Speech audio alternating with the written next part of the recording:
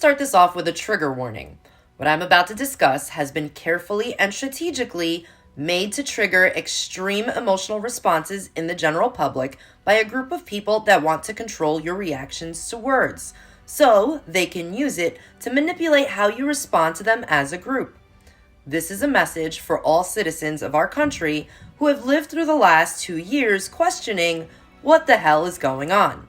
This is a message for all citizens who have love in their hearts.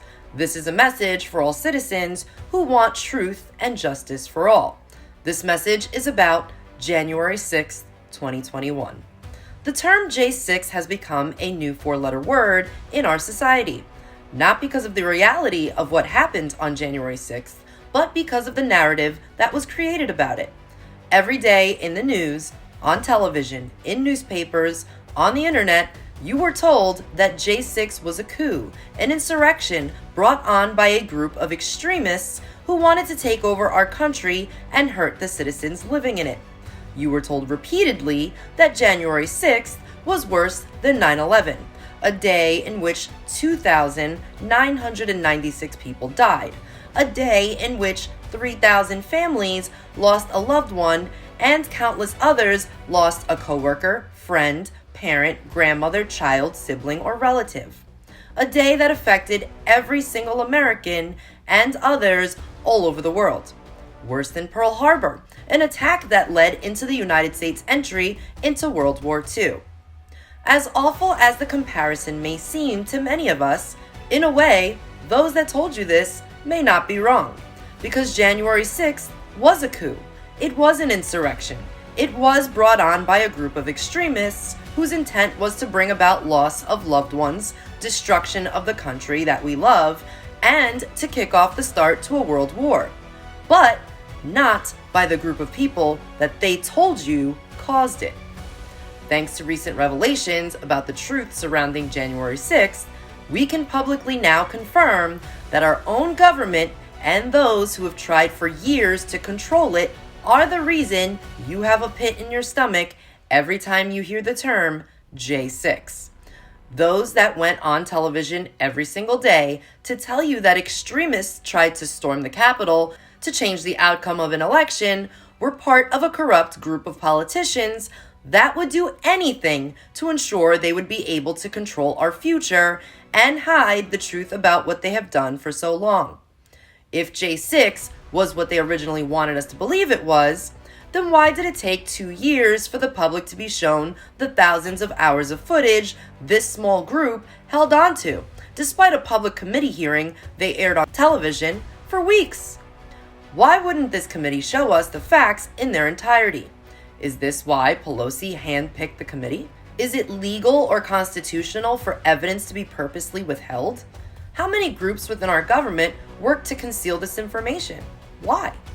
There are so many stories the media withheld from you about the families personally affected on that day, just for being present. For example, 37-year-old Matthew Perna from Pennsylvania, who walked into the Capitol through an open door and was charged for entering the Capitol, disorderly conduct on Capitol grounds, and intent to impede official proceedings, despite not having hurt anyone or touched anything in the Capitol, died by suicide in prison 1 year to the day of his indictment. Barry Ramey, who was newly engaged at the time of his arrest, was slashed in the face in prison after being mixed in with the population of convicted murderers and rapists, sometimes being placed into solitary confinement for 80 hours at a time. Bobby, who was held at gunpoint by 25 FBI agents as he held his 1-year-old son, and whose wife was not allowed to run upstairs to console their 12 and 7-year-old sons who were awakened by the commotion. His only crime? Being present at the Capitol on January 6th. 69-year-old Pamela Hemphill from Idaho, a grandmother who was arrested while battling breast cancer.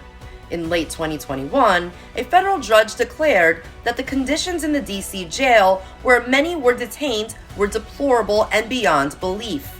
Immediately after, Marshal Service moved 400 prisoners out of a section of the DC jail After discovering those horrible conditions, like water being shut off in many cells for several days, clogged toilets, and an inmate who had been pepper sprayed and was unable to wash the spray off for days, leading to an infection. The agency also observed D.C. Department of Corrections staff antagonizing detainees and directing detainees to not cooperate with the marshals during the inspection. One DOC staffer was observed telling a detainee to stop snitching, according to a public report. To date, over 800 citizens have been arrested for their attendance on that day. Almost 150 continue to be detained today in reportedly horrific conditions. Many of those charged with crimes have lost so much, from time with their families, jobs, homes, and have paid immensely fighting these processes in both the courts and in the court of public opinion.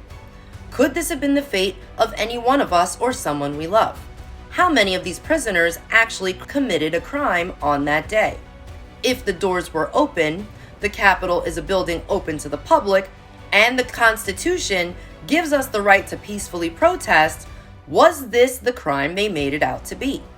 In a society where we lived through the summer of love, where people were beaten, murdered, and we saw billions of dollars in property damage and small businesses destroyed forever, why was J6 treated as more grossly horrific? Were the proceedings of that day stopped because of the citizens at the Capitol? Why weren't they ever resumed? Did Congress complete the electoral process the way they were supposed to? It's been almost 800 days since January 6th. When will these political prisoners be released? Thanks for listening.